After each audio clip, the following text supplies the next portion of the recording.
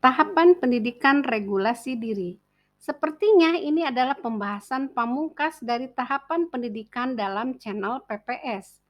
Masa depan anak akan sangat bergantung pada kemampuan anak meregulasi dirinya. Setelah semua tahapan pendidikan yang diberikan orang tua, kemampuan meregulasi diri akan menjadikan anak mengambil alih tanggung jawab pendidikan pada dirinya sendiri.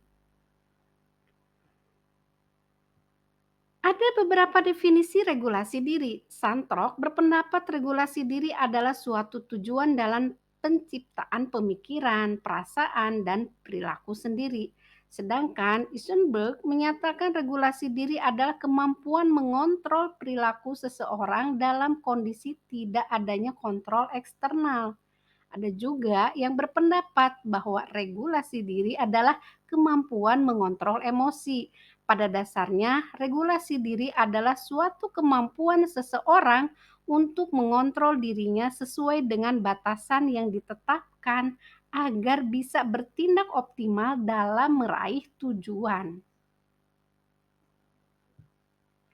Manfaat regulasi diri. Banyak orang mau berusaha meraih sesuatu jika memahami manfaat dari melakukannya. Manfaat regulasi diri secara lebih khusus bisa dipaparkan sebagai berikut: mampu meregulasi emosi yang kuat dan merusak, menenangkan sesuatu yang terlalu menggembirakan atau mengecewakan, membuat bisa lebih fokus pada tugas yang harus dikerjakan, mengontrol impulsivitas, membuat bisa bersikap lebih baik dalam menjalani relasi dengan orang lain. Kaitan antara regulasi diri dengan tanggung jawab. Apakah kedua konsep ini saling terkait? Bukankah cukup hanya dengan sebuah tanggung jawab seseorang akan bisa meregulasi diri? Seakan kedua konsep ini overlapping. Pada dasarnya, tanggung jawab adalah sebuah rasa atau emosi bertanggung jawab yang membuat seseorang mau memikul suatu tugas dan melakukannya dengan baik dan benar, juga siap untuk menanggung segala konsekuensi atas perbuatannya. Sedangkan regulasi diri adalah sebuah pengejawantahan dari rasa tanggung jawab. Seseorang yang bertanggung jawab pasti merupakan seseorang yang mampu meregulasi diri. Kaitan antara regulasi diri dengan agama. Telah banyak penelitian yang membahas kaitan antara regulasi dengan agama. Hasil penelitian menunjukkan adanya korelasi yang positif.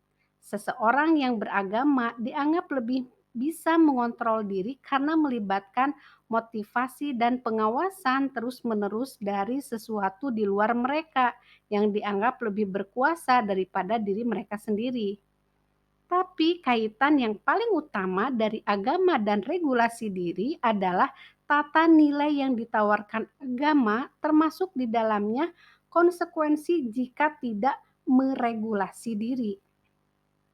Agama pada dasarnya adalah suatu sistem regulasi dari Tuhan. Jadi, apakah konsep regulasi diri adalah konsep yang mengkopi sistem dan tata nilai dari agama? Bisa jadi memang begitu. Cakupan regulasi diri. Regulasi diri mencakup pengaturan yang berkaitan dengan emosi, pikiran, fisik, dan jiwa dari manusia. Konsep yang paling umum tentang regulasi diri memang lebih menitik beratkan pada regulasi emosi dan sikap dalam berinteraksi dengan manusia lain. Tapi bukankah manusia adalah makhluk yang utuh? Maka semestinya regulasi diri juga mencakup regulasi pikiran, fisik, dan jiwa manusia. Sekarang lagi tren kebiasaan begadang pada anak muda. Nah, kemampuan mengatur diri dalam beristirahat, makan, dan olahraga termasuk dalam kemampuan regulasi diri, termasuk dalam mengatur mood dan pikiran-pikiran negatif. Efek regulasi diri. Tentu saja, regulasi diri yang baik dan benar akan memberikan efek yang besar pada perubahan diri seseorang. Emosi yang stabil akan membuat seseorang bisa mengoptimalkan kemampuan berpikirnya, seperti yang telah dibahas di salah satu video PPS. yakni mengelola emosi, melejitkan kemampuan kognitif anak.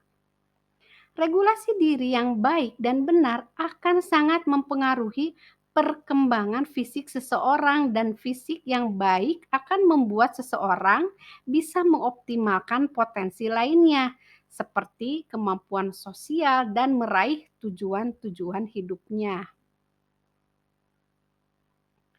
Pondasi regulasi diri. Dari website n2y.com, kita memahami bahwa regulasi diri memiliki 4 pondasi, yaitu self-monitoring, self-instruction, goal setting, dan self-reinforcement. Seseorang yang memiliki kemampuan memantau dirinya akan bisa melihat kekurangan dan kelebihan diri sendiri.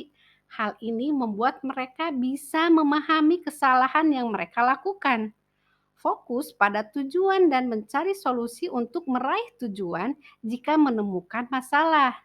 Kita juga harus mampu memberikan instruksi pada diri sendiri, menggerakkan diri untuk mengerjakan hal yang harus dikerjakan, tidak menunggu diperintah orang lain, atau situasi ini berarti memiliki motivasi yang kuat dari diri sendiri. Motivasi muncul karena mampu menilai kelebihan dan kekurangan diri dengan baik. Kemampuan menentukan tujuan yang paling mungkin diraih akan lahir setelah mampu memantau dirinya dan memotivasi diri.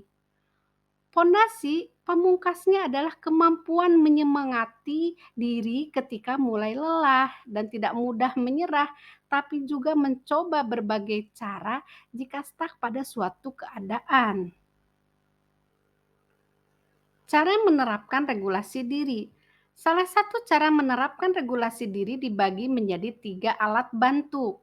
Satu adalah jadwal visual, suatu bentuk jadwal kegiatan yang bisa dilihat oleh anak dan mudah dipahami. Tujuannya adalah agar anak bisa mengatur moodnya dalam melakukan suatu kegiatan dan mengatur waktu dalam pengerjaannya karena akan ada kegiatan lain yang harus dilakukan sesudahnya.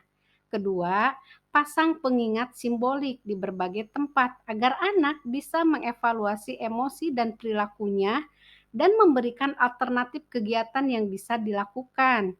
Ketiga, buatlah dokumentasi pencapaian agar anak bisa ikut mengevaluasi pencapaiannya dan membuat pencapaian baru. Hal ini membantu anak terus termotivasi dalam mengerjakan tugas-tugasnya. Tips agar anak mampu meregulasi diri. Selain menerapkan 3 cara yang telah dibahas di slide sebelumnya, sebagai orang tua kita harus mampu konsisten mengupayakan anak bisa menghargai kondisi orang lain ketika ingin melakukan sesuatu, seperti bercerita pada orang tua ataupun meminta tolong. Anak mengambil jeda untuk berespon pada apapun yang menimpanya. Membiasakan anak mengevaluasi semua perilakunya dan rutin melakukannya baik setiap malam ataupun minimal 3 hari sekali dalam obrolan yang santai. Kemampuan meregulasi diri adalah kemampuan yang harus terus dikembangkan sampai dewasa. Sampai jumpa lagi di konten selanjutnya. Dukung channel PPS dengan menekan tombol like dan subscribe.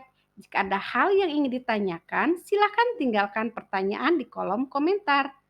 Mari kita terus sama-sama belajar agar diri kita dan keluarga kita bisa menjadi manusia yang paripurna. Tetap semangat!